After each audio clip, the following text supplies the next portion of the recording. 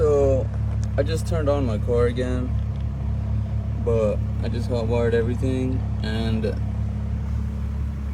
then I let my camera run for a while after I turned off the car, and sure enough it did turn off at some point.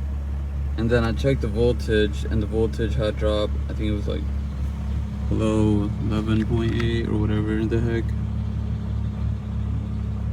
Let's see. Yeah, it was below 11.8 at the moment. Whenever I checked it, I have a volt checker, so I checked it to make sure it had dropped below that. And then so yeah, so it definitely turns off the camera once it starts to kill your battery a bit. And then I turned it back on, and I'm leaving it on right now. But yeah, this is what I was using back then.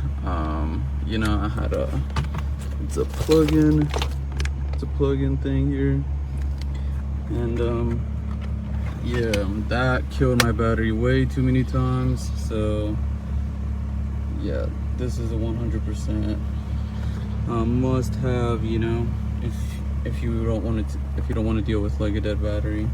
Anyway.